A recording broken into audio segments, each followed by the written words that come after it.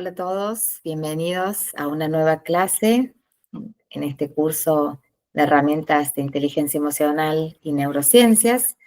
Venimos transitando en este último camino el desarrollo de las competencias emocionales y hoy vamos a abordar una más, esta autonomía emocional de la cual vamos a profundizar y conversar hoy. Es la tercera y última de las competencias intrapersonales, ¿sí? Estas tres competencias que vimos, ahora vamos a repasarlas un poquito, hablan de competencias que tienen que ver con hacer un insight con nosotros y empezar a adentrarnos en lo que nos está pasando.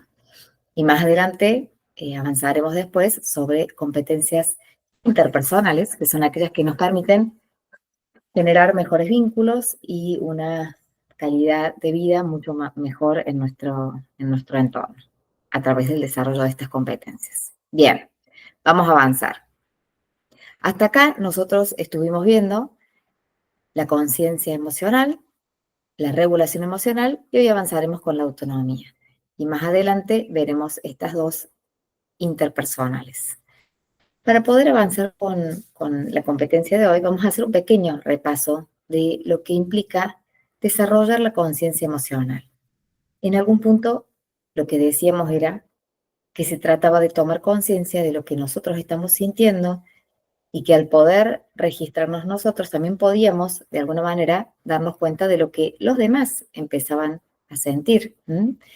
Y también darnos cuenta del clima emocional en el que estamos participando, en un contexto determinado, ¿sí? Entonces, no es solamente poder registrarnos a nosotros desde las emociones, sino poder empatizar con un otro y también entender en qué entornos nos vamos moviendo y qué está pasando en términos emocionales en esos espacios.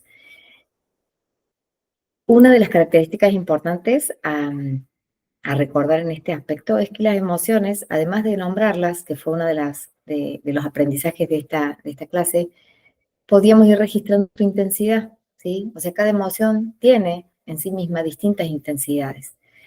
Este es un ejemplo gráfico de un termómetro, pero nos sirve a las veces de darnos cuenta de no solo nombrar la emoción, sino reconocer en qué intensidad me está atravesando para poder irla gestionando de una manera más asertiva.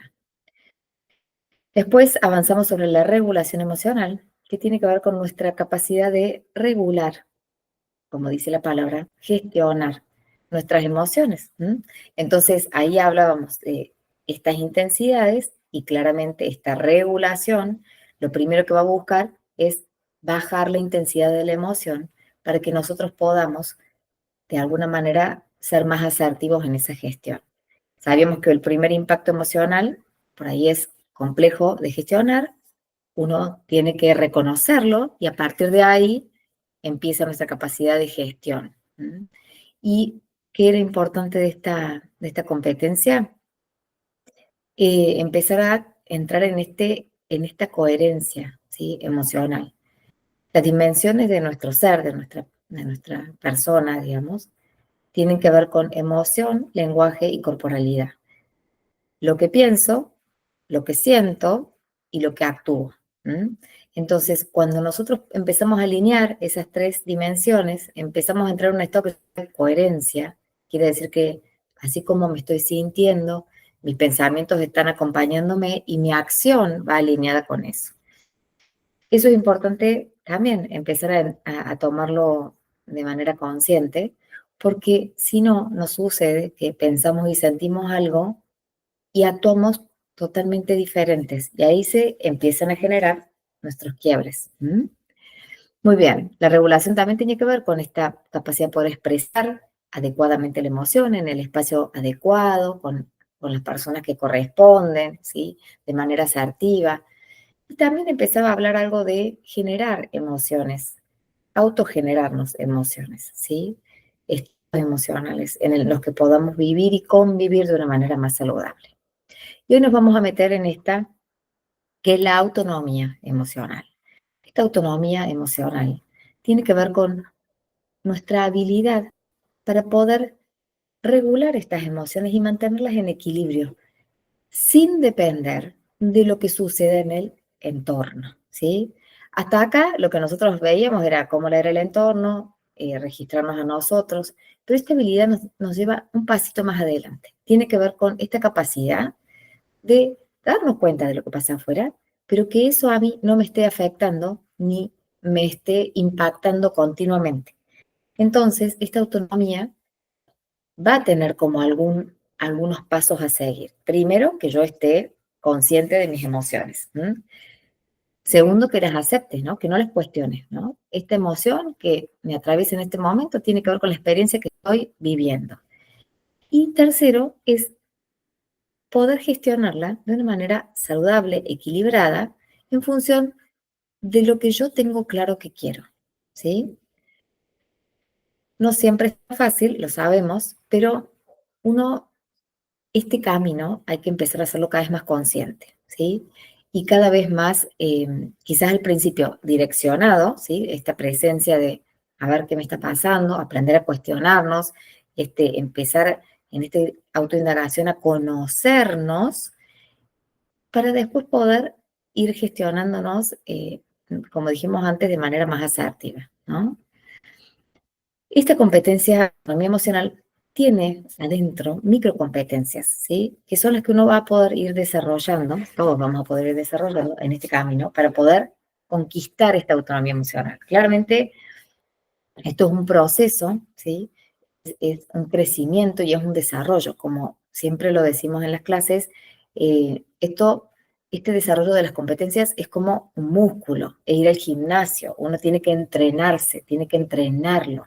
Primero tomar conciencia, elegir lo que queremos hacer, lo que queremos lograr, y después empezar a practicarlo, ¿sí? A trabajarlo en uno mismo. Estas son 7 microcompetencias que ahora vamos a desglosar, pero son la autoestima, la automotivación, la actitud positiva, la responsabilidad, la autoeficacia emocional, el análisis crítico de las normas sociales y la resiliencia. Vayamos con la primera.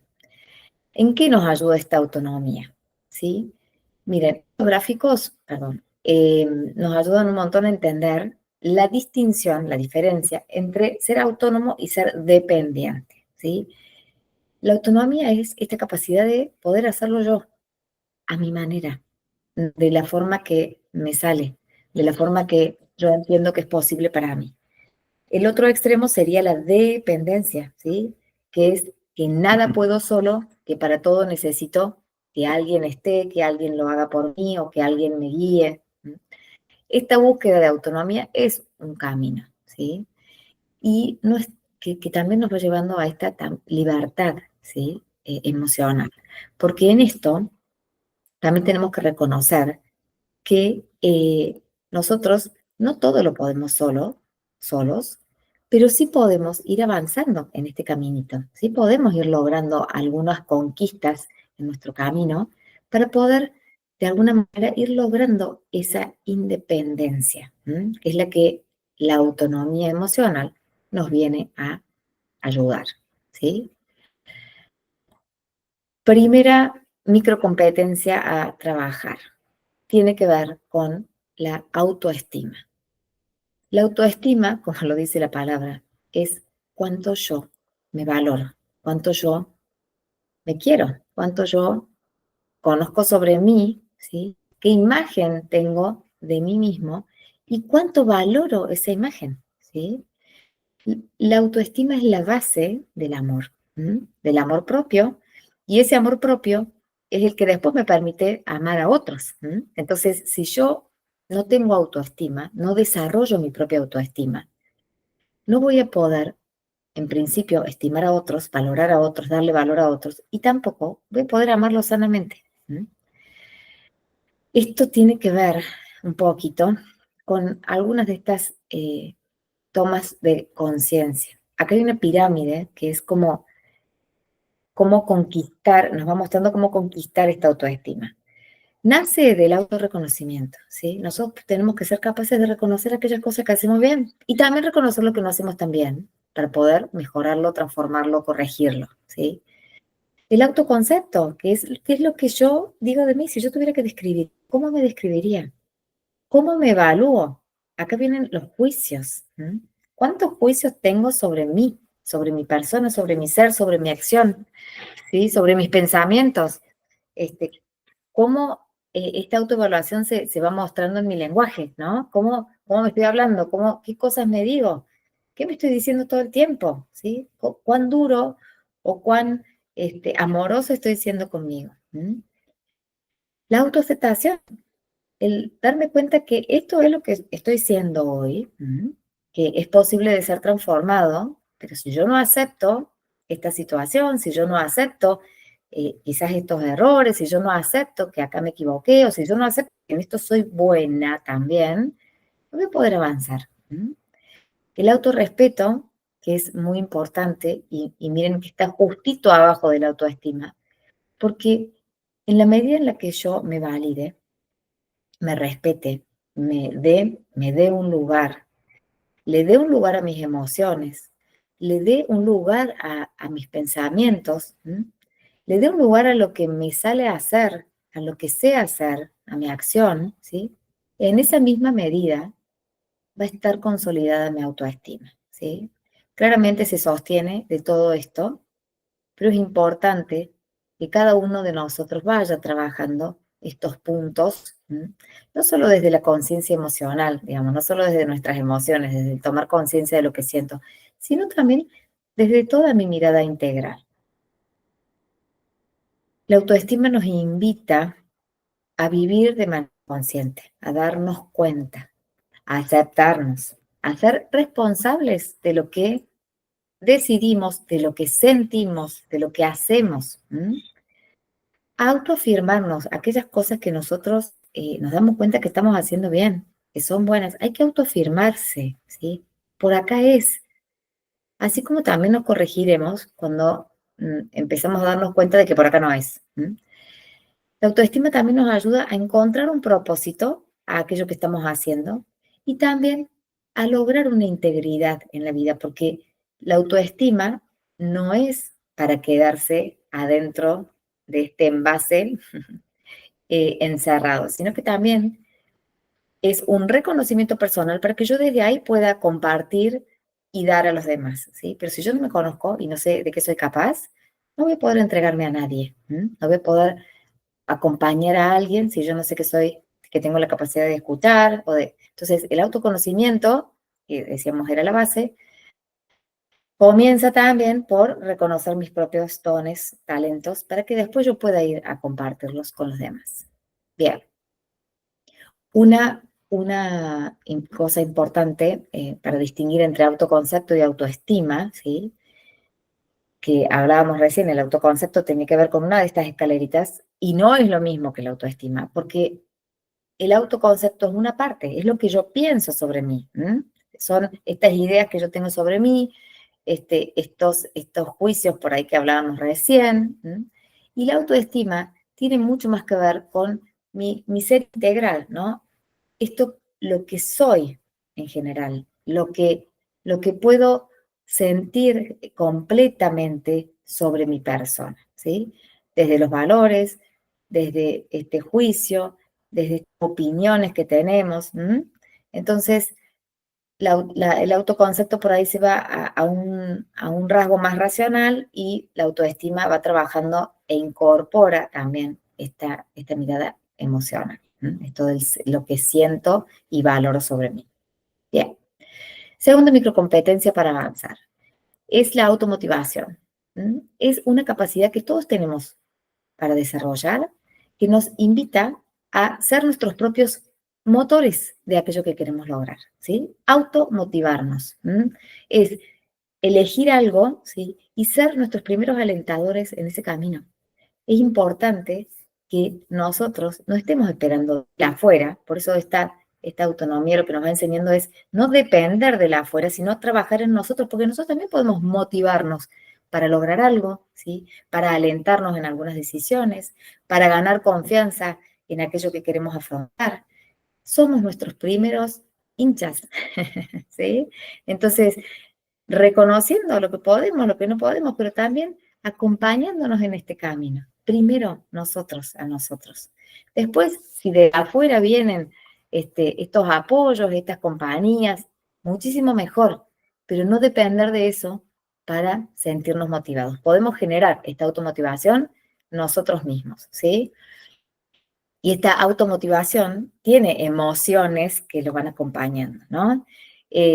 Simplemente en términos de líderes, como para ver qué los movía a cada uno de ellos, normalmente las mayores motivaciones nos trascienden, ¿sí? Tienen que ver con proyectos u objetivos que nos ponemos que van más allá de nosotros, que son los que nos traccionan, nos terminan traccionando. Pero esa motivación cada uno se la propone, ¿sí? Y no significa que porque yo ahora tenga una motivación, todo me va a resultar mucho más fácil.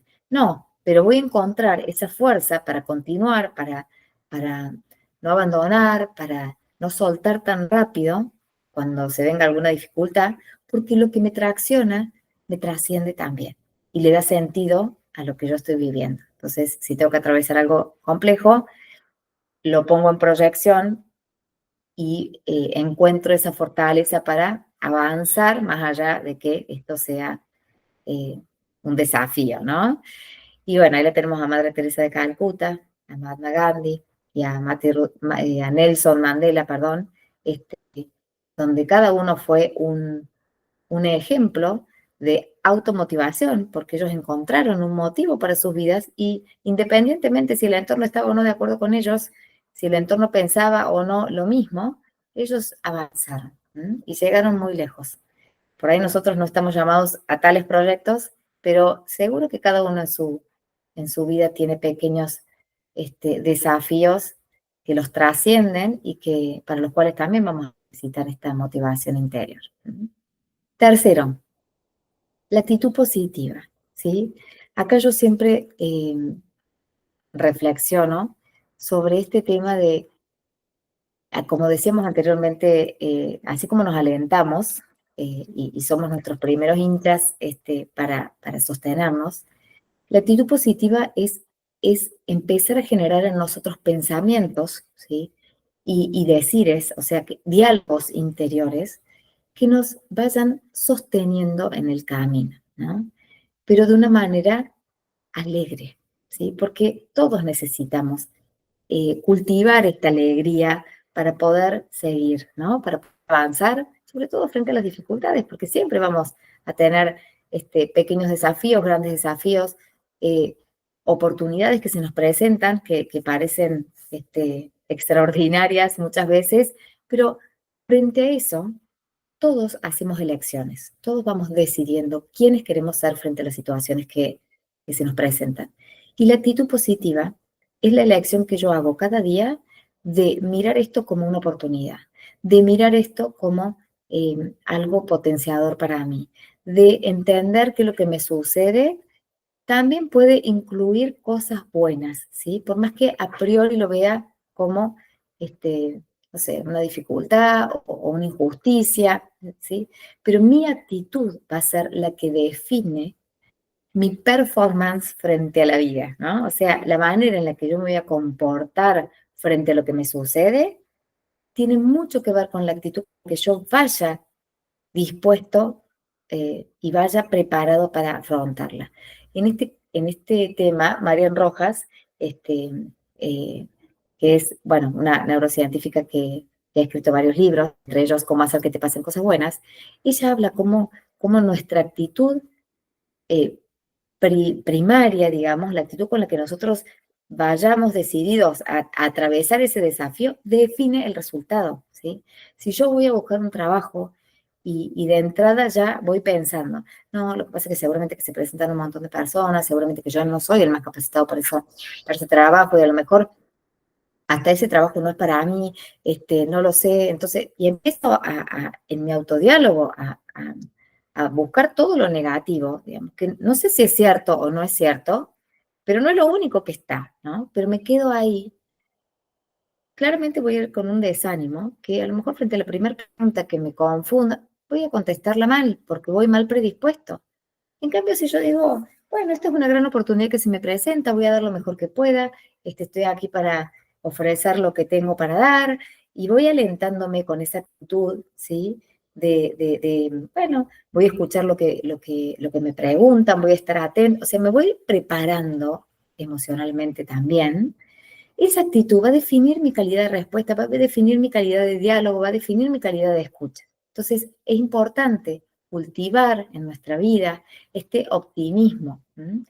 Y también esta disposición para ir atravesando las distintas circunstancias con una mirada quizás más abierta, más optimista, ¿no? Bien. La actitud positiva también nos ayuda en esta actitud de resignificar lo que estamos interpretando de las situaciones, ¿sí? Porque muchas veces nos suceden cosas, que serían como los hechos, y nuestras interpretaciones siempre nos llevan como a lo peor. ¿M? Y muchas veces esas situaciones pueden ser resignificadas, pueden ser interpretadas desde otro lugar a través de algunas preguntas como, por ejemplo, ¿qué puedo aprender de esta situación? Si claramente no es una situación que me gustó, ¿m? ¿Qué puedo aprender? ¿Qué puede salir de bueno acá? ¿Qué es lo que tengo que ver distinto en esta situación? Cuando yo voy con una actitud positiva, abierta, optimista, puedo ver otras cosas dentro de la misma situación. Mi observador está abierto a otras cosas. Entonces, puedo interpretar distinto e interpretar de una manera más positiva y eso me va a ayudar a mí a transitarlo, a vivirlo, a aceptarlo o a lo que sea que deba hacer con la situación de una manera mucho más saludable, mucho más positiva y mucho más sana para cada uno de nosotros. Cuarta microcompetencia, la responsabilidad. La responsabilidad tiene que ver con la habilidad para dar respuesta frente a una situación. Pero lo que tenemos que saber acá es que la habilidad, como toda competencia, se desarrolla. Entonces, puede que al principio, frente a una situación, yo no sepa cómo reaccionar, cómo responder, pero si yo he cultivado esta responsabilidad, esta habilidad la voy a desarrollar, ¿sí? Entonces, frente a una situación, voy a poder ir dando respuestas cada vez más asertivas, y voy a poder ir asumiendo lo que ocurre a partir de mis decisiones. Entonces me voy a hacer cargo de que esto lo elijo de manera consciente y el resultado de eso que yo estoy eligiendo lo tomo, me hago cargo, lo proceso, ¿sí? Bueno o malo, no lo sé, ¿sí? Pero acá estoy para hacerle frente. ¿Y qué nos pasa en esto de la responsabilidad? ¿Cuál es la contracara de la responsabilidad? Y no hacernos cargo y entonces empezar a marcar al otro. Y miren cómo cuando yo marco al otro con este dedito, fuiste vos y es por tu culpa, hay tres que me están marcando a mí, que hay acá que tengo que mirar, que hay acá que tengo que transformar, que hay acá que tengo que cambiar, ¿no? Entonces, la responsabilidad también se desarrolla, uno va y viene con esto, porque a veces no somos tan conscientes de que eso que hicimos generó estas consecuencias, ¿sí? Y cuando nos damos cuenta, y no, empezamos a buscar afuera lo que pasó, que falló del otro. Y bueno, la invitación es a desarrollar esta habilidad, ¿no? A ver, yo hice esto, mi conciencia de este momento indicaba que esto era bueno, no lo fue, acá estoy, ¿qué podemos hacer? ¿Qué puedo cambiar? ¿Qué puedo transformar? A lo mejor tengo que pedir disculpas, a lo mejor tengo que rezar algo, a lo mejor no lo sé, pero la responsabilidad es esa habilidad de poder confrontarme frente a la situación y generar respuestas asertivas. Y acá viene un poco, miren cómo el responsable puede cortar la cadena de paso, ¿no? Porque viene alguien y dice, no, fue culpa de él, no, fue culpa de él, no, de él. Y alguien dice, paren, a ver, yo hice esto y acá estoy, ¿sí? Y corta esa indicación de nadie se hace cargo, ¿no? Yo les cuento un ejemplo anecdótico, pero en las obras, ya saben que soy arquitecta de origen, en las obras pasa mucho esto. Cuando vos vas y marcas un error, o sea, algo se hizo bien, cada uno de los rubros le empieza a echar la culpa al anterior. Entonces, en realidad nunca hay un culpable o un responsable. Y entonces yo cuando voy les digo, a ver, miren, a mí no me interesa quién lo hizo. Yo quiero saber cómo solucionar. ¿no? Entonces, el que se corre de esta cadena empieza a ver que se pueden resolver las cosas, ¿sí? Y no empezar a marcar culpables. Si lo que nos interesa es ir para adelante. Por supuesto que estaría hermoso que quien se hizo algo que no correspondía dijera, che, para la próxima, esto no hay que hacerse. Y ya está, ¿sí? Se acaba ahí. No, no continuando en esta línea de, nada, saco yo de encima esto y que se haga cargo otro, ¿no? Bien, pero también en este círculo, entender que sí es mi responsabilidad y que no es mi responsabilidad. Entonces, que sí depende de mí y de que sí me tengo que hacer cargo y qué cosas no tengo que hacerme cargo bajo ningún aspecto porque no dependen de mí. Entonces, en este discernimiento, que sí es mi responsabilidad. Y lo que digo, lo que hago, si me equivoco, o si hice algo y no me di cuenta que podía ser un error, digamos, o afectó a otro, bueno, y las consecuencias de mis acciones, ¿no? Eso es mío, ¿sí? Lo que sí depende de mí. ¿Qué no depende de mí? Lo que el otro haga con lo que yo digo, o con lo que yo hice, lo que el otro continúa haciendo, porque es una acción del otro, una decisión del otro, ¿sí? Las palabras de los otros, lo que el otro diga, acá parece mucho, no, porque vos me dijiste, yo dije, no, vos dijiste, yo dije, ¿sí? Empezar a lo que el otro sienta a partir de lo que yo digo. Yo trataré de ser lo más asertivo que pueda, pero lo que le genero al otro en términos de emociones y sentimientos, y es algo que le está pasando al otro. Entonces, las consecuencias de sus acciones, o sea, si el otro hizo algo y algo pasó con eso, quizá no es mi responsabilidad, porque yo no tengo capacidad de acción sobre el otro. Lo que el otro piense, sus ideas, lo que el otro se equivoque o acierte, tampoco, ¿no? Porque no pensemos solamente en los errores, ¿no? Las creencias de los demás, si el otro cree que hacer esto está muy bien, bueno, será una responsabilidad del otro. Si yo creo que eso está muy mal, y bueno, yo actuaré en función a mis creencias y el otro en función a las propias, ¿sí? Bien, importante de esta microcompetencia es aprender a tomar la responsabilidad de lo que sí depende de mí y accionar en función a eso. Y soltar aquello que no depende de mí, ¿sí? Y permitir que el otro también vaya resolviendo su historia. Quinta microcompetencia, autoeficacia emocional. Tiene que ver con esto de sabernos capaces, reconocernos capaces. Esto es una creencia madre, la capacidad, el saberme capaz, ¿sí? De sentirme, en este caso orientado a las emociones, de sentirme como yo quiero sentirme. Nosotros podemos elegir cómo queremos sentirnos frente a las cosas y lo podemos construir. Hay ciertas decisiones que dependen exclusivamente de nosotros. Si cada uno de ustedes decreta, digamos, en su vida que quiere vivir una vida con alegría, con paz, desde el amor, ¿sí? No es solo decirlo, ¿no? Por supuesto, pero soy capaz de vivir una vida desde ese lugar, soy capaz de hacerlo, ¿sí? Ahora, tendré que ver qué cosas implican para mí vivir desde el amor, qué cosas implican para mí vivir desde la alegría, vivir desde la paz, porque a veces tendré que tomar decisiones en coherencia con esa elección, ¿no? Entonces, somos capaces, claramente, de lograr y de elegir de qué lugar queremos vivir. Ahora, implica accionar y ser coherentes con lo que nosotros estamos diciendo. Entonces, si yo digo que quiero vivir desde el amor, no, tendré que promover en mi vida actos de amor, ¿no? Y cada vez que hable mi lenguaje tendrá que ir orientado desde el amor y mis actos también. Entonces, bueno, esa es una elección. ¿Puedo vivir desde ese lugar? ¿Puedo vivir en paz? Claro que puedo vivir en paz. Pero si todo el tiempo estoy buscando pelea y estoy siendo incoherente. Ahora, si yo elijo vivir en paz, no significa que ahora me voy a tragar todo lo que me digan para no confrontar con nadie. Significa que frente a las dificultades voy a elegir permanecer en paz, tratar de conversar, tener conversaciones y acuerdos. O sea, todas mis acciones van a ir orientadas a la búsqueda de la paz de eso. No a tener razón, no a ganarle, no a ser mejor que el otro, ¿sí? Sino a encontrar un equilibrio que me lleve a la paz. Pero es posible, somos capaces. ¿sí?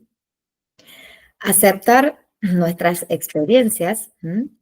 Y entender que esas experiencias que vamos viviendo o estas interpretaciones que vamos teniendo sobre lo que nos pasa, tienen como base nuestras creencias, ¿no? Lo que yo creo es lo que me dirige en mi percepción del mundo, ¿sí?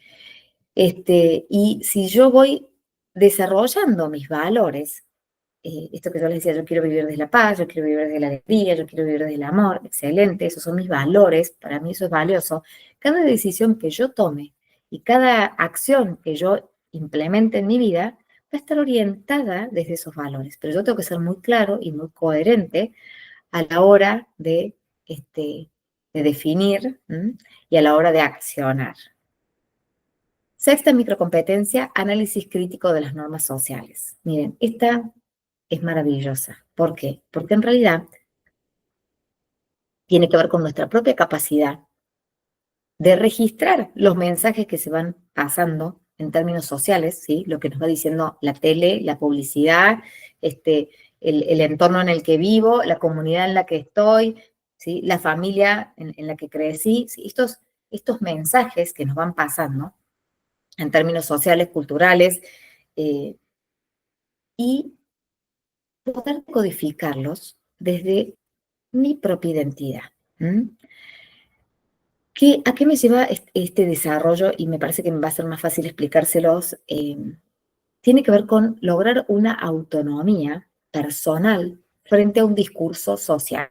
Una libertad personal consciente, frente a un discurso a lo mejor que se pueda presentar en términos sociales, masivos, ¿sí? Comunitarios. Miren este caso, que me pareció interesante para poder explicar este análisis crítico. Este caso se llama el experimento de Ash y se hizo en un aula donde le avisaban a los participantes, eran participantes que no se conocían entre sí, de hecho había un solo participante que era el real, porque todos los demás estaban orientados en sus decisiones, y se les mostraba dos tarjetas, una con 3 líneas distintas, la que está en la pantallita, y la otra con una sola línea. Y se les pedía que dijeran cuál de las 3 líneas A, B o C era la más semejante a la línea de la otra tarjeta, una son Z, digamos, ¿no? Pero el experimento tenía un solo participante real y los demás tenían que decir todos las respuestas incorrectas, ¿sí? Claramente había una respuesta correcta, pero todos los demás tenían que indicar la respuesta incorrecta. ¿Qué creen que hizo el único participante que tenía que pensar sobre esto y decir la respuesta? Dijo la respuesta incorrecta, pero no porque se equivocara, sino porque todos los demás habían dicho la respuesta incorrecta. Entonces, a él se le intentaron un montón de dudas, ¿no? Entonces, esto, después volvieron a hacer el experimento mezclando personas, ¿sí? Y si bien salió un poquito mejor, porque hubieron personas que se animaron a decir cuál era la respuesta correcta, también otros se dejaron llevar por lo que decía la mayoría. Y entonces yo les dejo acá esta pregunta, por eso el análisis crítico de las normas sociales, que no por ser sociales son buenas normas, son normas equilibradas, son normas viables, son normas que nos encuentren a todos, ¿no? Entonces, por eso es importante realizar un análisis crítico, porque ¿qué nos pasa cuando todos dicen algo y yo pienso distinto? Y yo no considero que esto deba ser de esa manera, porque mis valores, porque mi mirada, porque mi experiencia, por lo que sea. Bajo la luz de este experimento parecería que si la gran mayoría piensa algo, eso es lo que va a terminar siendo, aunque esté equivocado. Entonces, para pensar, qué importante es que cada uno desde su identidad, desde su autenticidad, pueda ir analizando estas normas sociales, ¿sí? O esto que damos por es lo que hay que hacer, si realmente es así o hay que empezar a cuestionarse y transformar para beneficio de la sociedad. No pensando en lo que a mí me conviene, lo que yo necesito, sino mirado en términos sociales. Y la séptima y última microcompetencia tiene que ver con la resiliencia, que es una microcompetencia hermosa, porque es la que nos ayuda a salir fortalecido de aquellas situaciones que quizás a priori no son las más hermosas de atravesar, ¿no? Muchas veces todos hemos tenido que atravesar situaciones difíciles, adversas, contradictorias, bueno, podríamos ponerle muchos títulos, pero la capacidad de poder aprender de esas situaciones, construirnos desde esos nuevos lugares para hacer frente a eso y salir fortalecidos, salir realmente transformados, eh, es una capacidad que todos podemos desarrollar. Claramente implica su toma de conciencia, su ejercicio, su construcción, pero una persona resiliente comprende que es el arquitecto de su propio destino, ¿no? Es el creador de su propia vida. Sí podemos crear la vida que queremos. Tenemos que ser muy conscientes de las elecciones que vamos haciendo y si van, primero saber cuál es la vida que queremos, ¿no? Y segundo, ir tomando decisiones en función de esa vida, porque lo que no vale es creer que esa vida nos va a llegar sin que nosotros hagamos nada.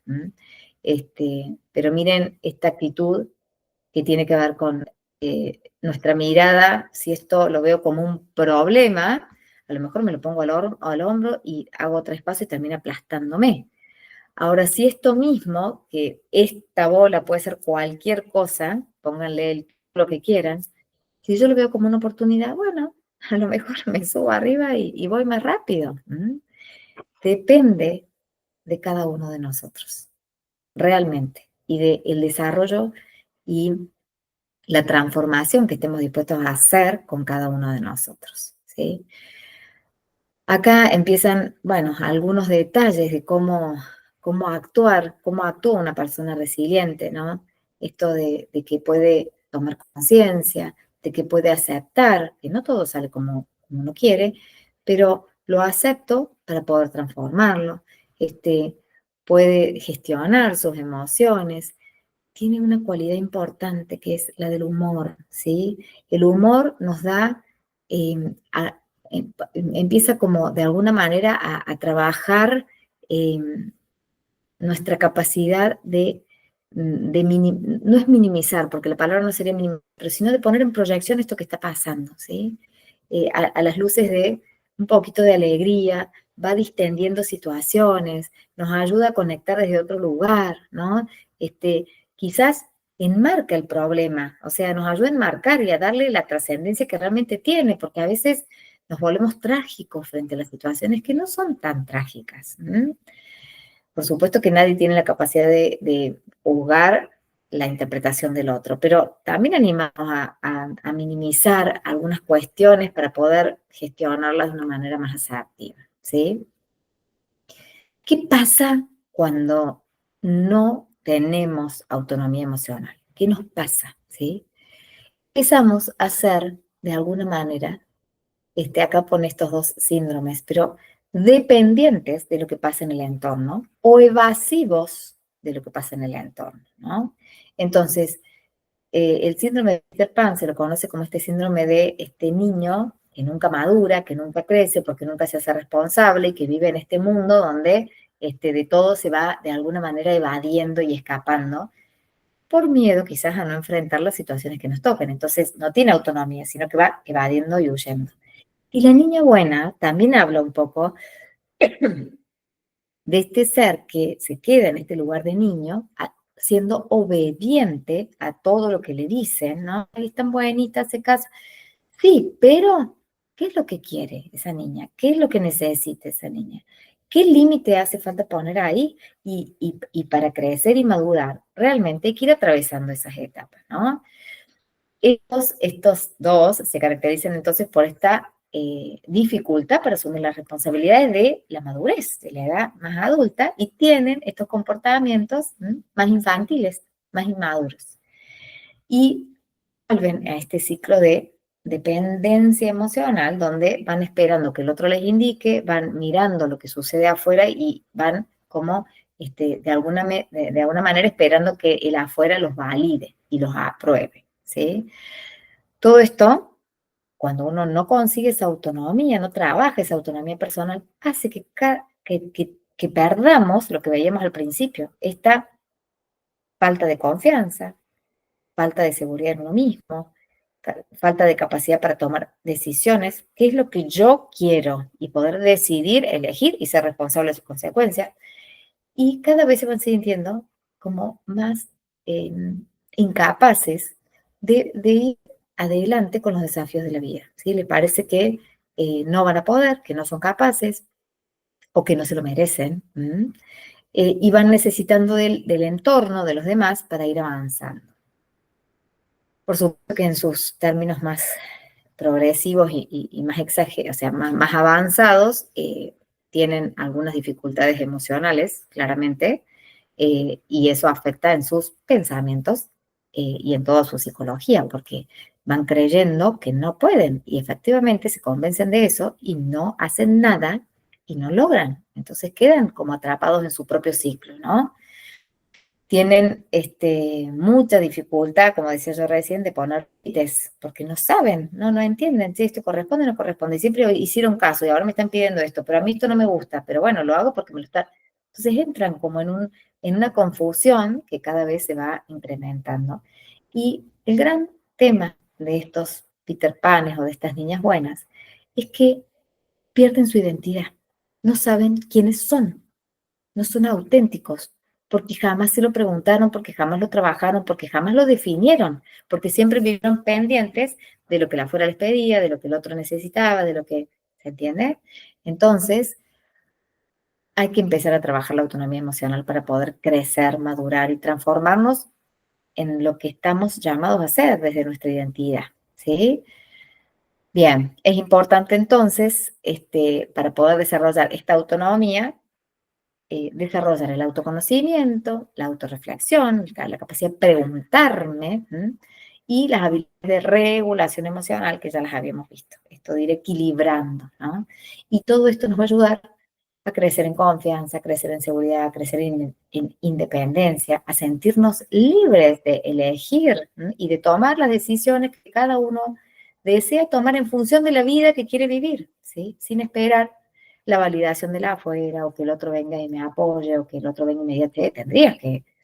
No hay que esperar eso. Hay que hacerlo y estar alineado con la vida que uno quiere desarrollar para uno mismo. ¿Y cómo desarrollarla entonces? Me encantó esta frase que dice, me pinto a mí misma porque soy a quien mejor conozco. Bueno, qué hermoso llegar a ese punto donde cada uno es su mejor conocedor, ¿no? Y puede diseñarse y rediseñarse en función de lo que quiere y de lo que también lo que quiere compartir con el otro, pero desde esa autenticidad, sin importar el juicio del otro o la mirada del otro, sino esto es lo que yo tengo para compartir con vos, acá estoy. Y bueno, claramente se desarrolla, como dijimos antes, tomando decisiones. Si hasta acá no tomaron ninguna, empiecen tomando pequeñas decisiones. Tomen decisiones, solos, responsablemente. Esto es lo que quiero, por esto voy. Basándose en sus valores, en lo que ustedes desean alcanzar, en las desde las creencias o desde los criterios que ustedes tengan, ¿sí? Empiecen, aunque sea chiquita, una decisión que a lo mejor hasta acá nunca se animaron a tomar, bueno, este es el momento de empezar a construirla. El camino de la autodependencia no es un destino, sino un proceso continuo de autoconocimiento, responsabilidad y libertad interior. Es la base para una vida emocional mucho más sana, donde ya no reaccionamos desde lo que no tenemos, que sería la carencia, sino que accionamos desde nuestras elecciones conscientes. Y solo podemos elegir de manera consciente, elegir si tenemos alternativas, ¿sí? Entonces, en este crecimiento y en esta madurez, lo que uno empieza a hacer es abrirse al mundo de las alternativas para poder elegir aquello que hoy cree más conveniente en función a la vida que quiero lograr. Bien, requiere conciencia, voluntad y mucho amor propio, que era lo primero que empezamos a trabajar desde la autoestima. Y miren esta frase que me encantó mucho, porque no significa no sentir ni desconectarse de nuestras emociones, sino vivirlas, disfrutarlas, le diría yo, desde un lugar maduro, libre y coherente. Y claramente esta autonomía tiene que ver con un fundamento, o sea, esta es la base para relacionarnos con los demás de manera auténtica, porque yo ya sé quién soy, ya sé lo que te puedo ofrecer, acá estoy, ¿sí? Y orientada al sentido que cada uno de nosotros quiera darle, ¿sí? Me encanta esta que dice la autonomía emocional te permite ser como eres y dejar que esto también sea como es. Cuando uno ya está reafirmado, uno ya está centrado en uno desde este lugar, uno dice, esto es lo que yo soy, esto es lo que yo tengo, y permito al otro y valido al otro como semejante, que también elige, decide y acciona en función a quien elige ser. Cuando la situación sea buena, disfrútala. Cuando la situación sea mala, transfórmala.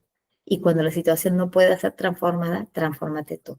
Creo que este camino es el que todos estamos empezando a elegir de manera más consciente, donde entendemos que la transformación es personal, que, que en este camino cada uno va encontrándose a uno mismo y empezando a tomar estas decisiones desde la conciencia, ¿no? Desde la conciencia, pero también con esa conciencia desde nuestros valores, desde aquello que efectivamente nos ponemos como objetivo, ¿no? Entonces, bueno, a seguir en este caminito de la autonomía emocional, que es posible, que hay que trabajarla, y bueno, seguimos en clase entonces compartiendo todas estas conclusiones personales a las cuales hayan podido llegar a partir de esta información. Muchísimas gracias y estamos presentes.